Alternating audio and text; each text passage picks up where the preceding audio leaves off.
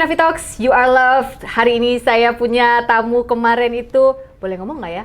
Main film bareng, soalnya filmnya belum keluar, tapi boleh deh. Boleh. Gita Anggita Butar-Butar. Tolong suaranya. Bunyi. Tolong, jangan main game aja ya, Dek. Iya. Thank you. Dia galak kali sama pacarnya loh. Dek, jangan dek.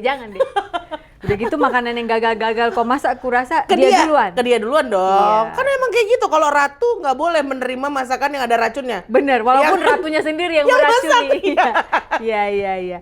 Gita Anggita. Yes. Kau orang Batak tapi namamu kayak Sunda ya? Tolong menolong. Gita ASBC. Anggita, butar-butar. Marga ku aja Sunda itu butar-butar. Enggak, kalau Sunda kan buta debutar. Oh iya. Kan kalau matematika AXBCX. Oh, kayak gitu Iya, dia. tolong menolong. Gita butar-butar. Rina Rapina. Oh. Gita Anggita. Kalau butar-butar jadi butar si butar. Bisa. Oke. Gitu. Enggak, Gita Anggita itu, Kak. Karena aku kan bungsu tuh. Jadi papaku mau cari nama yang ngasih tahu semua orang kalau ini adalah anak bungsu. Jadi Gita Angginihita sebenarnya. Bahasa Batak? Iya. Adiknya kita.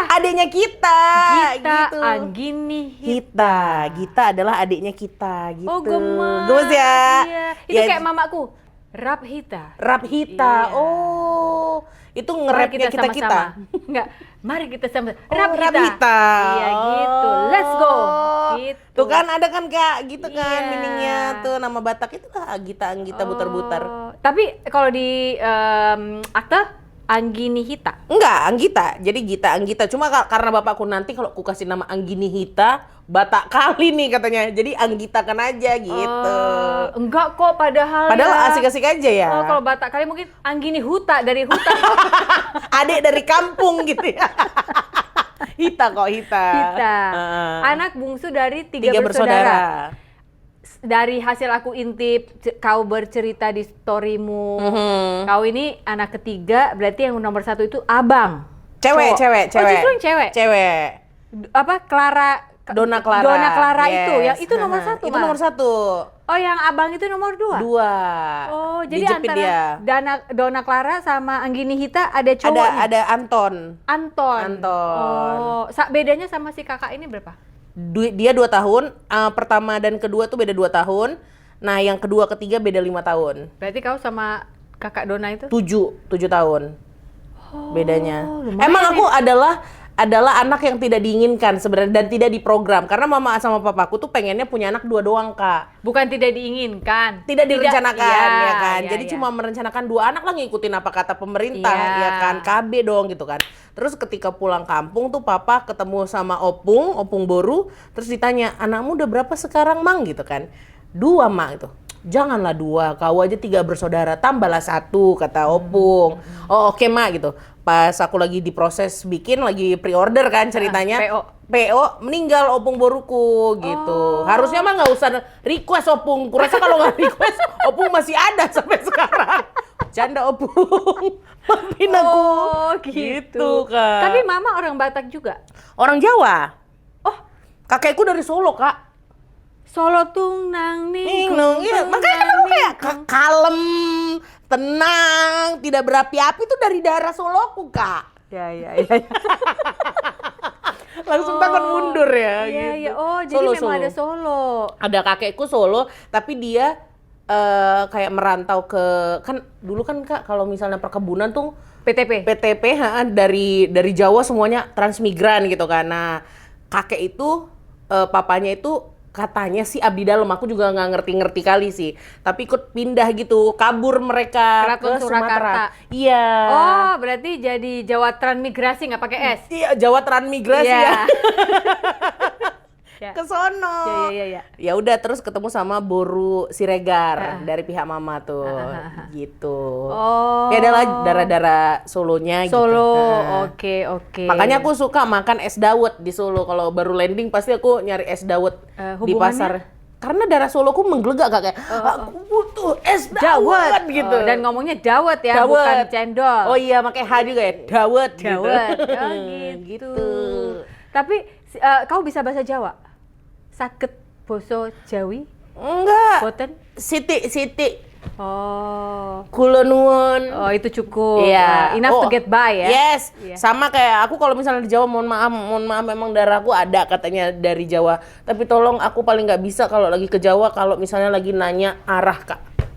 Nanti ke utara, terus nanti ke selatan. Wah, aku udah Kulon. Ah, itu kan nggak ngerti aku. Iya. Berusaha tapi aku untuk tahu kadang-kadang Pak, kiri kanan aja Pak, aku gituin Kak kalau lagi kesasar. Itunya nggak dapet Nggak ya? dapet aku. Tapi kalau kau lahir di Sumatera memang? Di Sumatera, di Riau. Di Riau, oke. Sumateranya Riau, ya, oke. Terus kapan keluarga itu pindah ke Medan? Karena kalau kulihat sekarang kakakmu di Medan. Udah di Medan. Umur 9 tahun, aku 9 tahun. Semua pindah ke Medan. Di bawah Pak Butar-Butar inilah keluarganya pindah ke Medan. Ayo kita migrasi ke Medan. Memangnya keluarganya dulu bergerak di bidang apa? Pegawai bank kah? Pertanian BUMN, kah? PTP.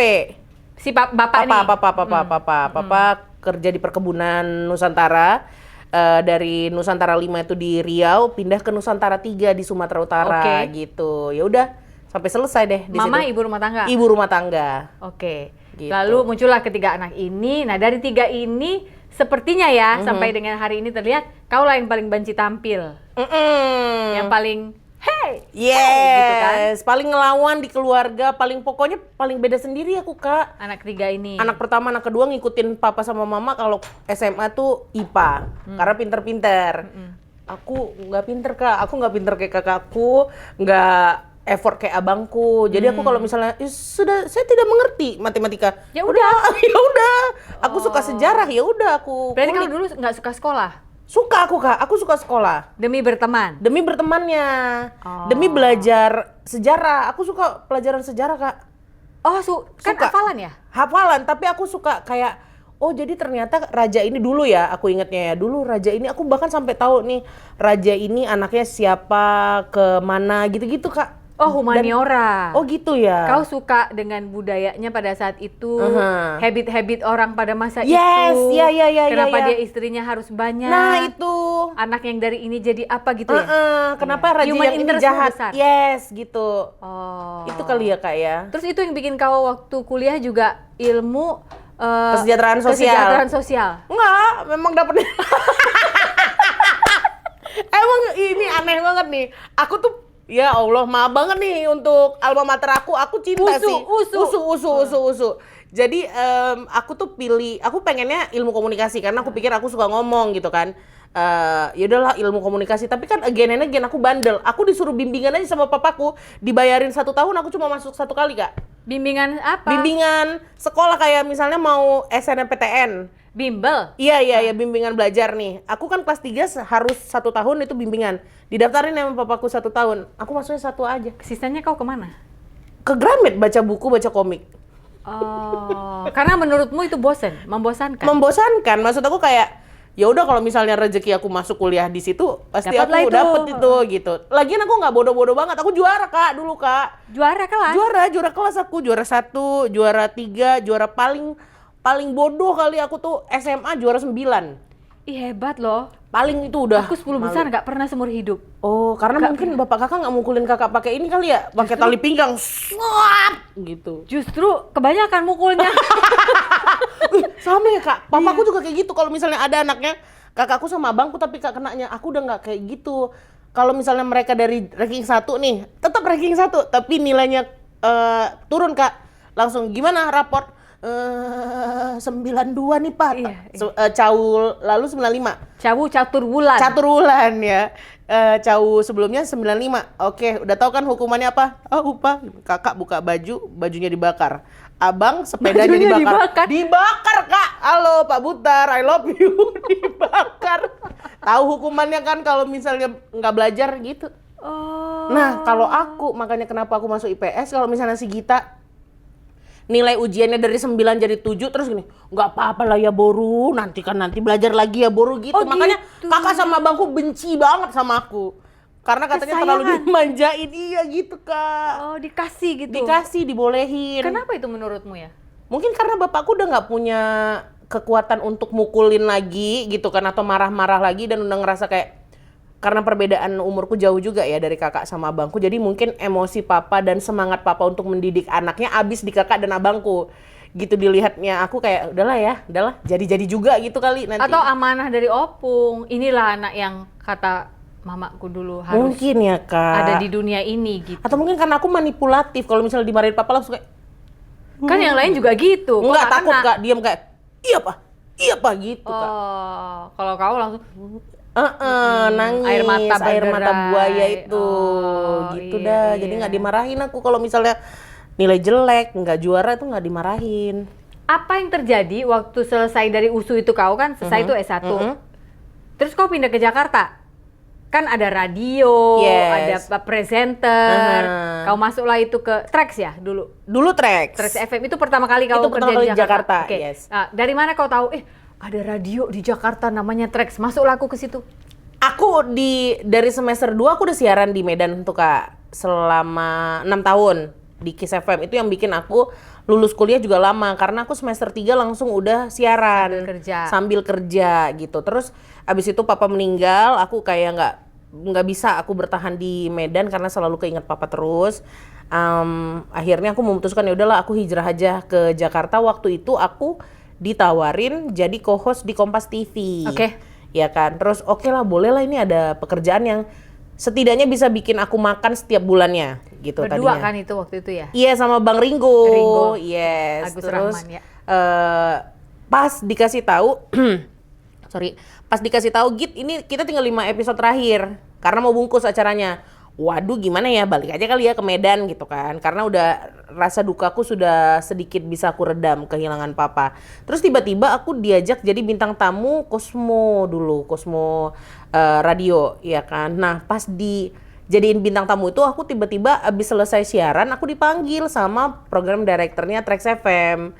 Mas Didot. Terus Mas Didot bilang, "Git, mau nggak siaran di sini?" gitu. "Hah? Siaran maksudnya?" "Oh, kayak gini juga nih, Mas." Aku bilang kayak gitu. Bintang tamu, "Oh, enggak siaran, beneran siaran. Karena kita tahu kamu dari Medan udah siaran, terus kamu ikutan stand up komedi gitu kan. Dan kita lagi nyari penyiar yang emang lucu aja dan perempuan." Dia bilang kayak gitu, dan kita maunya Gita. Pada saat itu aku ditawarin di radio lain juga, dan aku mau mulai minggu depannya, Kak. Terus aku nanya, waduh, saya ditawarin itu, ya udah pikir-pikir dulu gitu kan. Oke, pikir-pikir dulu. Cuma yang bikin aku nerima Trax adalah satu, karena radio sebelumnya minta aku untuk merubah logatku Kak. Jadi lebih Jakarta gitu kan. Waduh, agak ribet, aku udah 11 tahun tinggal di Jakarta aja aku ngomong lo gue masih belum cocok di mukaku. Lo gue gitu. Aku selalu diketawain orang Kak kalau misalnya gue nggak cocok, gue nggak cocok. Ada tanda petiknya tuh ya. Nggak cocok Batak gitu. Jadi kayak ya udah aku kayak memang gimana? Medan kali kau rupanya. Medan kali aku Kak. Emang ngomongnya kayak gini gitu sehari-hari. Ini udah setelan pabrikannya. Jadi waktu di film ngeri-ngeri sedap itu sebenarnya tidak sulit untuk kau untuk berakting seperti dengan itu. Dengan logat. Yes. Tinggal gitu. ditambah sedikit hutanya dan kampungnya gitu. Rambut lepekku jadi. Oh iya. Rambutnya harus benar-benar lurus gitu kan. Gitu. Ya udah akhirnya pas balik ke Trax, dia bilang kita nggak minta Gita untuk ngerubah logat, kita minta Gita ada di sini karena Gita, bukan karena Gita harus menjadi siapa gitu. Akhirnya aduh, pikir-pikir dulu ya Mas. Ya udah pikir-pikir sambil lihat. Tunggu, pikir-pikir kenapa? Kan you butuh kerjaan. Kok kayak macam sombong kali kurang. Karena Senin sampai Jumat. Jadi kenapa rupanya? Aku kan udah selesai shoot, maksudnya aku udah pernah ngerasain siaran Senin sampai Jumat selama 6 tahun kemarin. Di Medan? Yes, aku ngerasa kayak aku butuh hidup yang lebih bebas gitu kan. Terus ya udah kalau gitu baca dulu deh Git kontraknya.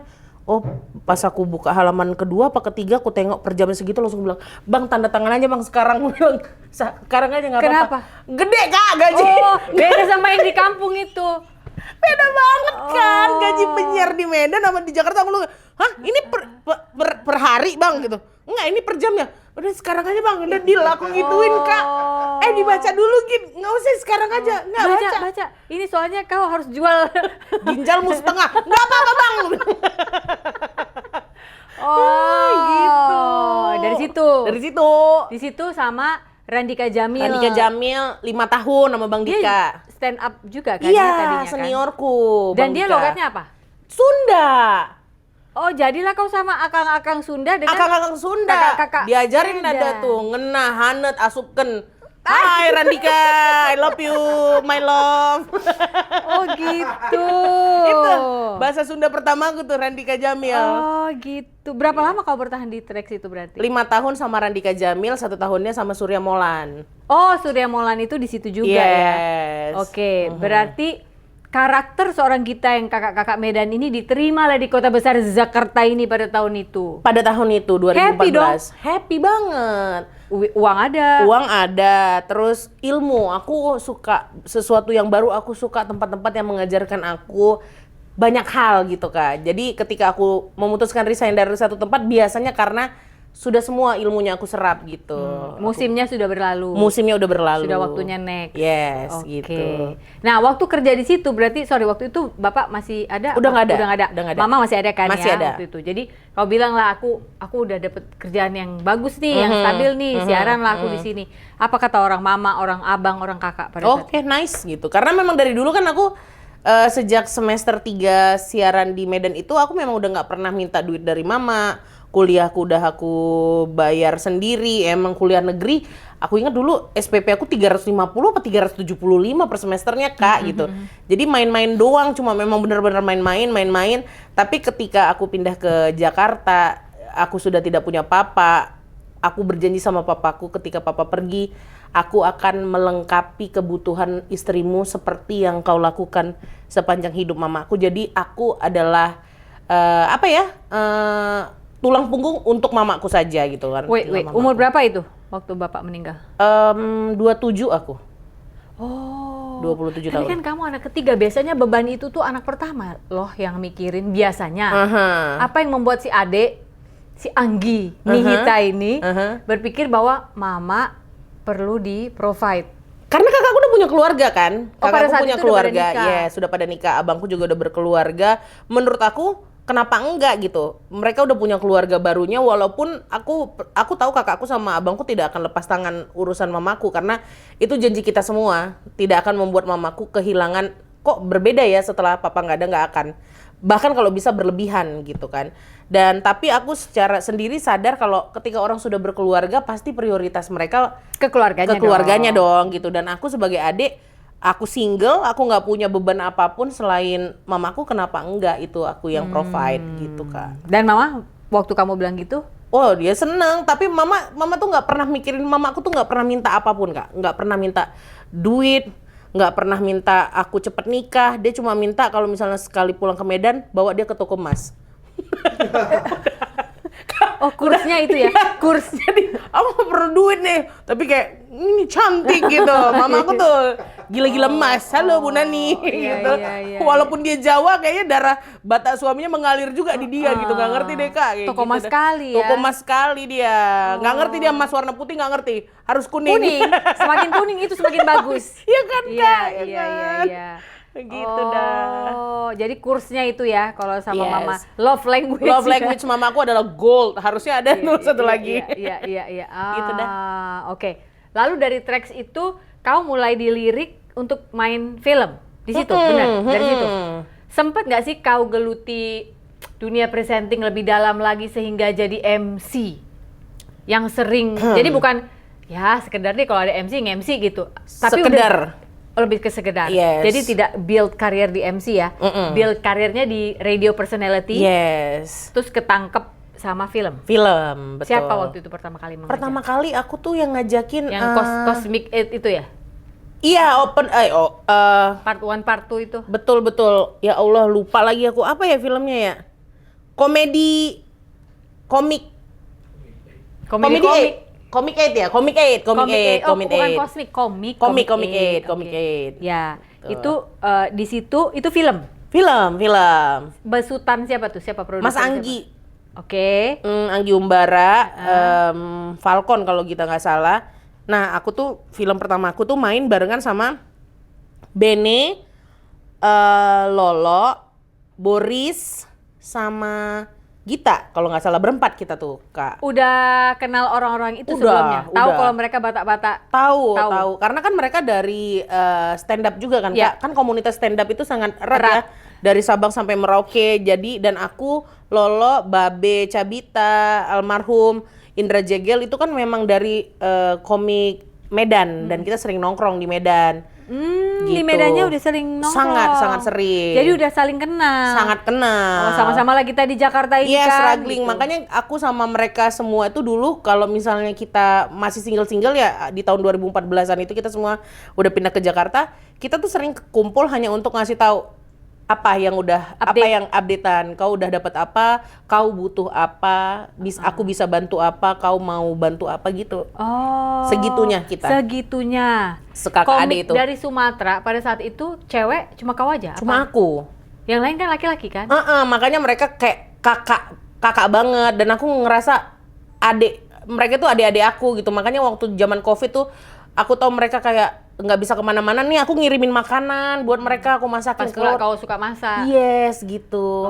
Emang sesayang itu, aku sesayang itu sama mereka. Sama anak-anak itu. Bener-bener ya? Kayak adikku aja, Kak. Semua itu ya? Semua. Oh, lah. Nah, makanya ketika akhirnya main di si film Ngeri-Ngeri Sedap itu sebenarnya kau nggak terlalu banyak perlu adaptasi ya, udah dan main aku nerima itu karena pengen barengan sama mereka aja gitu, Kak. Oh, kamu lihatnya waktu itu sebagai project pertemanan. Yes, karena kan kau nggak nyangka itu bakal meledak. Tidak, Kak. Jadi itu awalnya kan itu dia tadi kan di Comic Ed aku ketemu sama Bene, Lolo, Boris sama Bene, Lolo, Boris. Terus Bene bilang, "Kita kan dapet spot cuma dikit nih di sini." Bene bilang gini, suatu saat aku akan bikinin kalian film untuk kita, kata kayak gitu. Itu dia bilang. Itu di 2014. Kau udah tahu dia sedang menulis buku Ngeri-Ngeri Sedap? Nggak tahu. Nggak ada.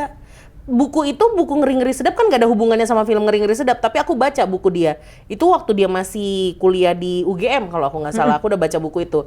Dan dia nggak bilang kalau itu filmnya tentang seperti itu, tapi dia bilang aku akan bikin film untuk kita. Gitu. Kalian ya yang main gitu. Dan dia membuktikan itu. Setelah beberapa 8 tahun. Wow. Luar biasa ya janjinya Bene. Jadi, dia kalau jadi pejabat kita harus pilih dia, Kak. Karena dia pilih sesuai. Bene. Karena sama janjinya. Iya benar-benar. Iya kan? sesuai dia sama janjinya. Wali kota tebing tinggi. Amin ya, Ben. Bukan tebing tinggi. Tebing tinggi dia. Kampungnya. Tebing tinggi tuh. Tebing tinggi di Sumatera Utara. Di dekat Medan. Yang Padang tuh apa sih? Nggak tahu, pokoknya ada Bukit Tinggi. Oh beda ya? Bukit Tinggi ya. Tebing tinggi, bener-bener. Tebing tinggi. Suka ketukar aku. Iya, ada Tebing tinggi-tinggi. tinggi. Yes. Itu dia kampung dia, benar-benar. Oh gitu. Oke, jadi waktu kau main film itu udah ada Boris di situ, kau udah kenal, ada si Jeget, tinggal perkenalan lah dengan Tika Panggabean yang walaupun Panggabean not from your community. Karena betul. Nih kayak aku Batak Sunda. Iya. Kami Batak-Batak yang Boris juga kayak gitu. Oh, tapi kan dia persinggungan. Iya, dia di komik-komik. Medan masuk dia sangat fasih berbahasa Sunda. Sunda dan Medan itu karena kan dia dulu ada skitnya dia kalau di Instagram tuh sama Queen. Yes, mamanya. Betul. Oh gitu. Jadi itu waktu bikin film itu nggak terlalu banyak effort nggak sih menurutmu? Karena kayak udah jadi gitu chemistry-nya. Chemistry-nya mungkin udah jadi sama kita bertiga ya, Kak ya, sama Lolo, sama Boris dan sama Jeger gitu ya. Kita berempat sama Gita. Tapi kan kalau sama Botik sendiri sama Bapak itu kan kita baru kenal secara project sebesar itu tuh baru di situ, Kak. Nah, untungnya ada reading yang bikin kita jadi kayak lebih akrab lagi, hampir setiap hari ketemu. Dan itu bisa kebentuk apalagi udah nyampe di lokasi gitu.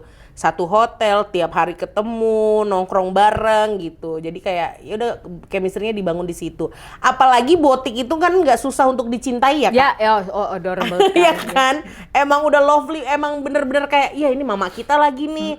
Bener-bener udah bangun adikmu Sarma yang di hotel juga udah nanyanya udah kayak gitu. Kita manggil dengan karakter kita di Ngeri-Ngeri Sedap ya, sama bapak lagi gitu. Jadi kayak nggak susah untuk mencintai orang yang emang lovable aja gitu buat aku. Apalagi bapak untuk sesenior itu ya, Kak, tapi masih mau ngajarin kita, masih mau belajar bareng, itu kayak beruntung sih aku, rezekiku bagus banget bisa ketemu sama orang-orang di Ngeri-Ngeri Sedap gitu. Kayaknya memang bagus ya rezekimu dari yang kau cerita tadi.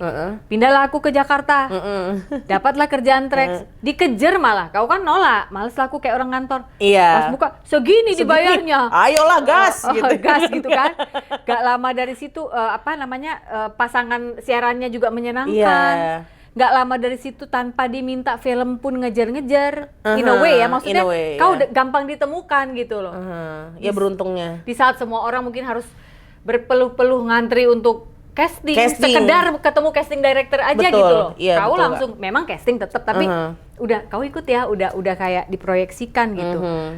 Lalu karir untuk jadi MC pun menurutku kau bisa keluar masuk seenaknya, nggak terlalu harus dipikirkan. Jadi kupikirkan tadi kakak nanya kayak kau pernah belajar? Enggak lagi, aku belajarnya awalnya mungkin karena aku mungkin tahu diri ya, mungkin untuk awal-awal aku hanya mau nerima MC dari acara-acara yang ulang tahun, yang memang kayak siaran aja. Makanya sampai sekarang aku nggak mau nerima host untuk atau MC nikah kak.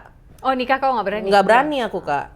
Karena itu aku kan cengengesan, kan nggak lucu kak. Lagi sakral-sakralnya sekali seumur hidup ada yang cengengesan kan kayak, nanti mamanya jadi nggak nangis gara-gara aku kan kayak nggak bisa. Dan aku suka momen orang menikah, dan aku nggak mau mengganggu momen indah itu dengan ya emang aku celetukanku, yes. Tapi aku mau nge-MC-in orang yang kayak teman karena udah tahu karakter aku, tempatkan aku nanti di setelah udah seru-seruannya aja. Aku tapi gitu. Oke, celetukan ya. Berarti kau termasuk orang yang di sininya bising juga nggak? Bising banget kak. Bising ya? Bising banget dong, capek gitu.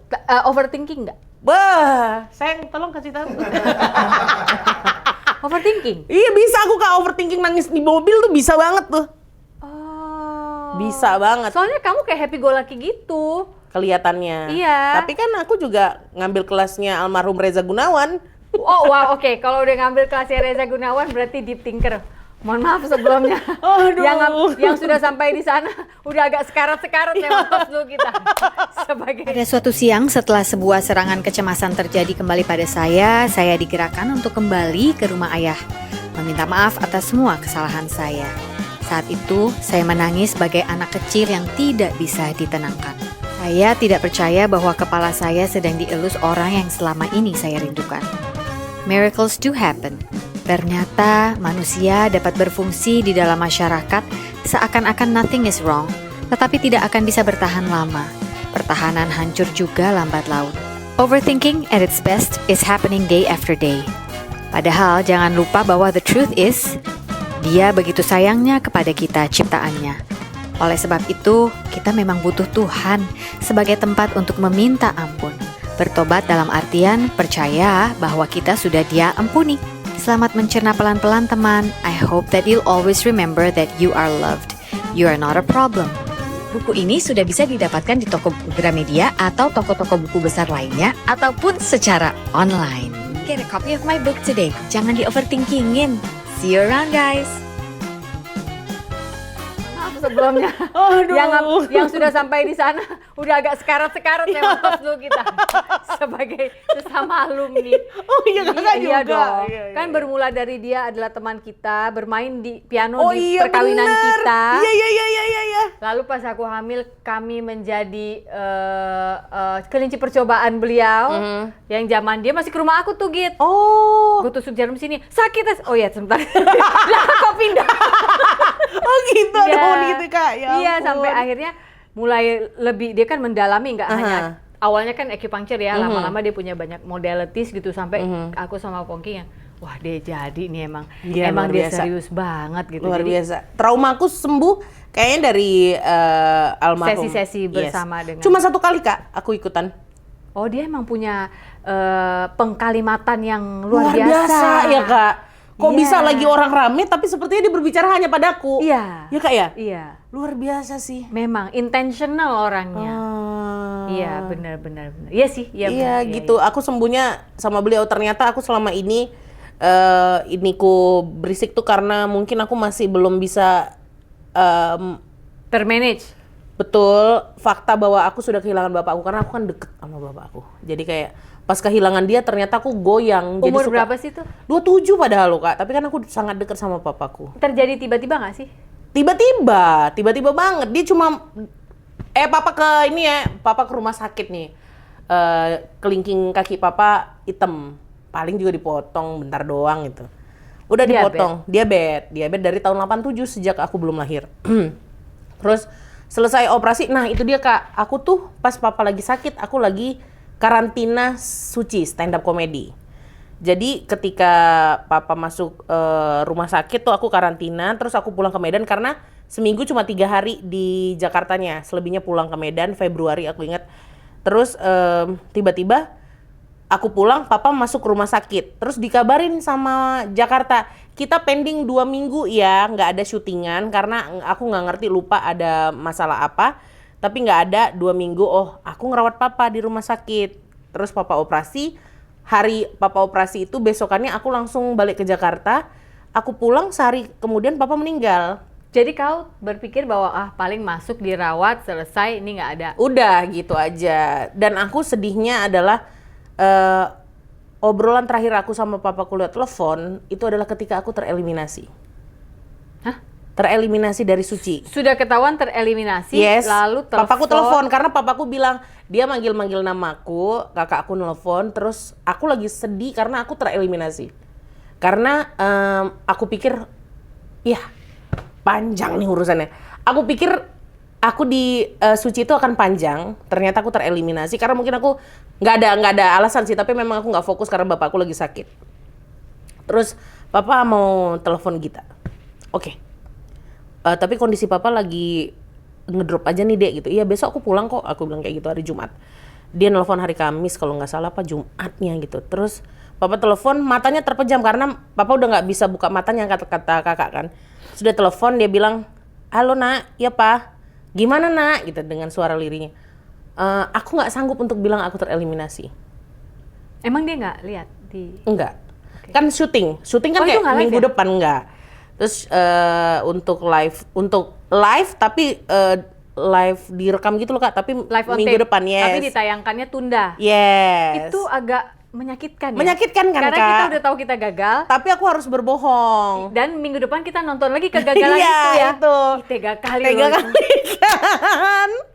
Terus ya udah dibilang papa, gimana nak? Juaraku pak, aku bilang kayak gitu. Aku nggak tahu aku ngomong itu kak. Juaraku pak. Terus dia bilang, padahal waktu dia sehat, dia tahu aku tuh akan 20 kali syuting kalau lanjut sampai juara itu 20 kali syuting gitu kan. It's a long way to go gitu kan. Tapi papa baru sekali syuting, 2 kali syuting terus tereliminasi. Terus papa bilang kayak, papa tahu anak papa pasti juara, kau pasti juara. Sudah matiin, itu adalah obrolan terakhir aku. Sebelum aku berangkat ke Jakarta terakhir kali, dia salam aku, terus dia bilang, dia kan susah ya kak ngasih aku untuk pergi jauh dari dia karena aku anak bungsu. Dia nggak pernah ngasih aku untuk keluar kota, apa ya namanya tuh, merantau. Dia nggak ngasih. Kakakmu boleh, abangmu boleh, asal jangan kau. Tapi waktu itu dia bilang kayak gini, pas nyalamin aku dia bilang gini, hati-hati anak, jangan khawatir, papamu udah nggak jadi bebanmu untuk pergi ke Jakarta, pergilah. Aku pikir dia ngomongin, oh ya udah, nggak usah jadi beban karena kakak akan nemenin dia di rumah sakit. Ternyata itu adalah pamitannya dia mau bilang sama aku, kau udah bisa pergi ke Jakarta, kau bisa pergi kemanapun karena udah nggak mesti nungguin papa lagi gitu. Jadi aku baru tahu, oh itu maksud papa kemarin bilang. Karena papa tahu kamu akan jadi di Jakarta. Mungkin ya kak, tapi dia bilang kayak, udah jangan jadikan papamu hambatanmu untuk nyari mimpimu karena dia tahu aku pengen ke Jakarta pak dari dulu gitu. Tapi dia nggak kasih dan aku nurut karena dia bilang nggak kasih, udah gitu. Itu yang bikin aku sampai sekarang nggak mau stand up lagi karena setiap aku stand up aku ingat ada bapakku di rumah sakit. Kenapa aku harus kerja? Kenapa aku harus lebih menyenangi pekerjaanku sampai papaku sehari bisa nelfon aku 9 kali hanya untuk bilang I love you. Kesenjangan sosial apa yang kami hadapi ketika jalan ke mall, orang-orang ditawarin kayak baju, makeup. Kalau perempuan gendut ditawarinnya adalah alat kesehatan. Cek darahnya kak, ini kak ada alat tensi. Umurku masih 20-an udah kau tawari alat tensi. Gila kau ya gitu. Kalau sekarang boleh.